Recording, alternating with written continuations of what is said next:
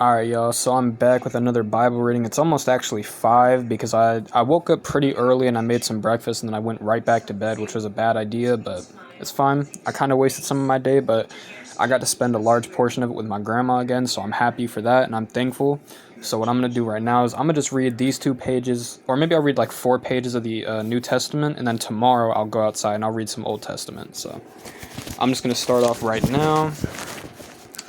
And I've got the same message as I always do. If you are facing temptation or anything like that, I do suggest you pray to God. Or if you really need help by other people, tell them that you're going through this temptation and maybe they can help you out as well. Because you got to be honest. You got to be honest with yourself, be honest with God, be honest with people. And you will get help. It's not impossible to get help for stuff. It's very possible, especially if you do want it. Anything is possible if you want it. So I'm going to start reading right now. I am on Matthew 23, page 82 to 83 to Matthew 24. So let's start right now. Same way, on the outside you appear good to everybody, but inside you are full of hypocrisy and sins. Jesus predicts their punishment. How terrible for you teachers of the law and Pharisees, you hypocrites! You make fine tombs for the prophets and decorate the mountains of those who lived good lives, and you claim that if you had lived during the time of your ancestors, you would not have done what they did and killed the prophets. So you actually admit that you are the descendants of those who murdered the prophets. Go on then and finish up what your ancestors started, you snakes and sons of snakes. How do you expect to escape from being condemned to hell? And so I tell you that I will send you prophets and wise men and teachers, and you will kill some of them, crucify others, and whip others in the synagogues, and chase them from town to town. As a result, the punishment for the murder of all innocent men will fall on you. From the murder of innocent Abel to the murder of Zachariah, son of, I don't know what that name is, whom you murdered between the temple and the altar. I tell you indeed, the punishment for all these murderers will fall on the people of this day. Jesus' love for Jerusalem. Jerusalem, Jerusalem, you kill the prophets and stone the messengers God has sent to you. How many times I wanted to put my arms around your people, just as a hen gathers her chicks under her wings, but you would not let me, and so your temples will be abandoned and empty. From now on, I tell you, you will never see me again until you say, God bless him who comes in the name of the Lord. Jesus speaks of the destruction of the temple. Jesus left and was going away from the temple when his disciples came to him to call his attention to its buildings. Yes, he said, you may well look at all these. I tell you this, not a single stone here will be left in its place. Every one of them will be torn down. Troubles and persecutions. As Jesus sat on the Mount of Olives, the disciples came to him in private. Tell us when all this will happen. All this will be. They asked, and what will happen to show that it is the time for your coming and the people of the age? Jesus answered, watch out and do not let anyone fool you. Many men claiming to speak for me will come and say, I am the Messiah, and they will fool many people. You are going to hear the noise of battles close by and news of battles far away.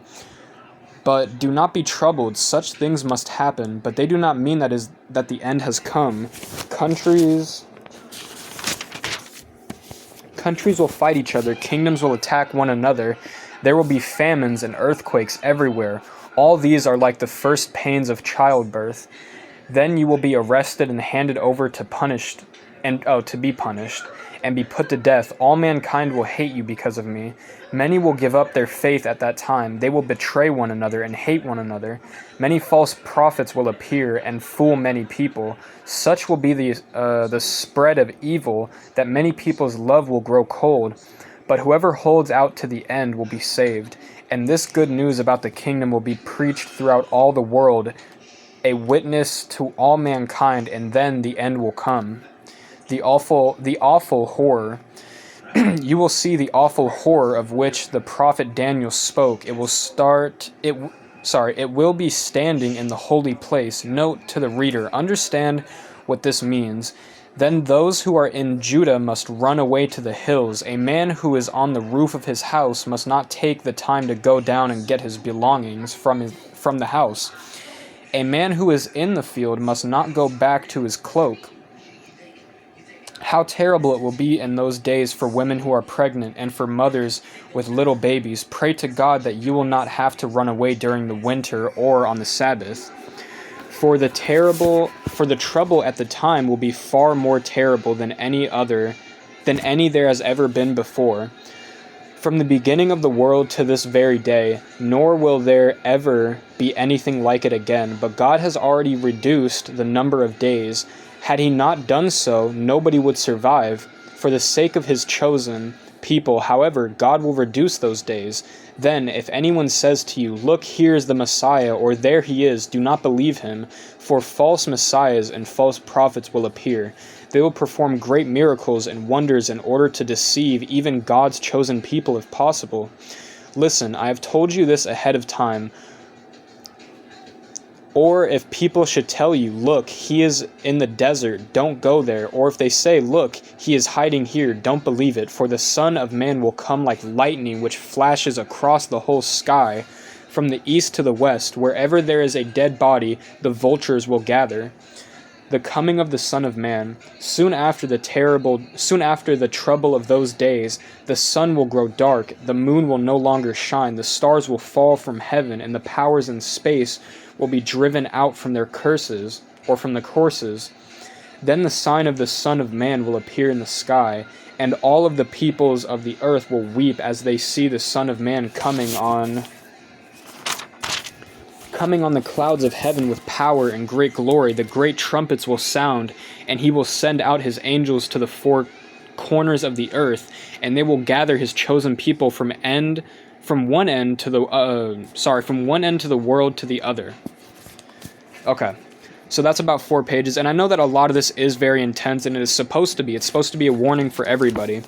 And I'm going to be honest, if there is anybody watching this, because I'm going to post this on Shorts as well, and I hope a lot of people see this, it's okay to make mistakes. It 100% is, because we're all going to make mistakes. I know for me, I have done terrible things. I've hurt my family. I've hurt my friends. I've hurt friends of my friends, friends of my family. I've said horrible things to people that I wish I never said. And it's easy to say, "Oh, well, I wish I never did this and I wish I never did that." But it's hard to make a change, you know? It really is hard to be better. But the thing is, and I know for me at least, when I'm able to turn away from certain sins, it makes me feel so good inside. It makes me feel like I've actually made God proud. Like I've made him say, "Oh, okay, you actually, you did what I wanted you to do, and that's good." And we need to all try this. It's going to start slow. You need to start. You can't just say, "Oh, I'm going to give up everything. I'm going to do," because then you're going to fall. You're going to have a crash. And I tried to do that too, and it did not work. And I'm not saying that it's okay to keep falling into sin, because it's not. But you should not feel as if you need to punish yourself every time you mess up. But make sure you know in your head that it is wrong and that you need to make a change. And I know for me, the people that I've hurt, I wish I could take everything back, and I can't. And it's easy for me to say, "Oh, I wish I could take it back, and I wish I can do better." But I'm going to try my hardest until the day that I die to make sure that everybody knows that I am at least trying to be better. And that's what I think all of us should do. Don't make it very depressing and, "Oh, I'm going to, but make it like triumphant. Make it like you're battling something, because we are. Every day we battle sin. Every day we battle something. We battle thoughts. We battle feelings of depression, anxiety. We're battling it. We're trying to ward it off and fight it off. And you can't do it alone. You need Jesus Christ. You need our Heavenly Father God. You need them to be with you. Because if you don't have them with you, and from what I've been able to see, when I didn't believe in God, a lot of people crash. A lot of people just say, "I can't do it. I'm going to give up because I don't have anybody here helping me." And do not only, obviously no matter what, rely on God for everything, but do not think to yourself that you don't need anybody else in this world, because you do. You need friends, you need your family, you need the people that God has given you for a specific reason. You need them. So don't turn them away and say, "Oh, there was a really funny part in, I think it was The Pursuit of Happiness, where the son was talking about how a fisherman was drowning and a bunch of people kept trying to save him, and he kept saying, "Oh, no thanks, God will help me, God will help me." And then eventually he drowned, and he went on Judgment Day, and God asked him, "Why did you not get out of the lake? Why didn't you?" I don't remember exactly what he said, but the dude said, like, "Well, I was waiting for you to help me." And then he said he sent, he obviously made it a joke, but He was saying, like, I sent people to help you and you refused. So don't, if somebody's trying to help you, don't take that as they're trying to insult you, or they don't think you're strong enough for something, or you don't need their help, because you do. Take all the help you can get, especially if it is something good. If they're trying to give you good knowledge, good help, take it. There's no reason why you shouldn't feel like you can't. Even if you've done horrible things, you're never going to be able to get better by sitting there refusing help. That's not how this works. You need God's help, and you need other humans' help. We're all here to help each other, to love each other, and to support one another. That's why we're all here for each other. So if you feel like you need help, go to God and go to people. Don't ever feel like you're alone. Don't feel like you don't have anybody to help you, because you do. And trust me, I can say this very proudly. I have 100%, or not proudly, but I can say this, with full clarity. I've done a lot worse than a lot of people that probably watch my videos. I've done a lot worse than a lot of other people that I know, and it's not a competition on who's done the worst or who's done the better. But no matter what you have done, I urge you, please turn to God, or please turn to therapy. If you don't believe in God, turn to therapy, but I would suggest you turn to God. Turn to God and turn to therapy. Therapy is perfectly fine. It's a normal thing to get help with. You need therapy, honestly. In my opinion, I think when Jesus was going around preaching to everybody, I think he was giving therapy. He was talking to people that needed to be helped, that needed a hug, or that needed to be talked to, that needed help, So I feel like you should be able to do that. You should be able to go get help, or at the very least, if you don't trust therapy, fair enough, go get help from your parents or from your friends. Go talk to your friends, be honest with them, because I feel like that's what God would want. Why would God want us only to... Because especially, no matter what, I think God knows exactly what we're going to do. He knows what we could do. He knows what we have done. He knows what we're thinking, what we will think, what we could be thinking. And I think I don't know anything, like, I do not know God, okay? I'm not going to sit here and act like I've met God face to face. I have not. But I feel like God would want us all to be honest with each other and tell each other what's going on, how I feel. Because that's love. That's true love, saying to somebody, hey, I'm not okay, I need your help. Or if somebody comes to you, you should help them, You should always try to help somebody. That's the best thing you can ever do in this world, is help somebody. And it'll make you feel amazing. It'll make you feel happy. Even when you're going through the worst pain of your life, if you can help somebody out, I know that would make a lot of us feel a lot better. So try to do it, try to help somebody out. Whether that's with like money or maybe just being there for somebody, like talking to somebody, whatever you can do to help somebody, try to do that. Because it's very important to help each other. Because we're all humans, we all need each other, and we all need God. So don't let all these other pastors and all these other people who, obviously, no matter what, and it says this about Pharisees in the Bible, follow their teachings, but do not follow the way that they act. Do not follow the things that they do, because a lot of people do not live by the way that they preach. I don't live by the way that I preach. I try to preach to everybody that you should be better, that you should try your hardest to do better. And sometimes I give in to my sin. I give up. I say, oh, I can't do it. I need to give in because I feel so pressured, or whatever the excuse is.